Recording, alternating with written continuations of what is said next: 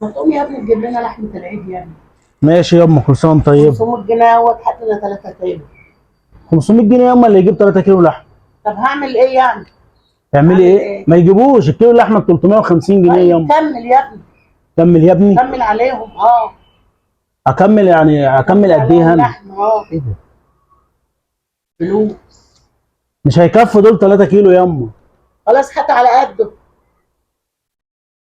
ماشي يا ام، انا هنزل اجيب اللحمه. جبت لك اللحمه اهي يا ام. ده انا لقيت لك راجل حاطط ممبار وكرشه، ولقيت عنده، عارفه الكيلو بكام؟ لحمه جميله. لقيت عنده الكيلو عامل 150 جنيه، جبت 3 كيلو واتبقى 50 جنيه كمان. ده لحمه راس. لحمه بلدي يا ام لحمه الراجل. بلد ايه؟ ده انا اتاكدت عشان حاطط هو انا كرشه قلت لك وممبار. هو انا قلت لك هات لي لحمه راس؟ ما هم ال 3 كيلو 450 جنيه. انا ما قلتلكش هات لحمه راس. انا عايزه لحمه من التانيه. طب ما انا هو ده على قد الفلوس يا حاج. ده متلج كمان.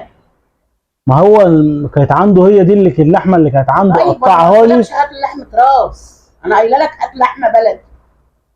ده الراجل بيقول لي العجل لسه مذبوح ولحمه طازه.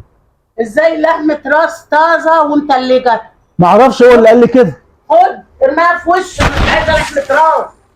يخرب بيت اللي يقول لك هات لي حاجه. خلاص يا اما اروح ارجعها. ما عدتش هقول لك هات لي حاجه خلاص خالص. خلاص خلاص، كل سنه وانت طيبه.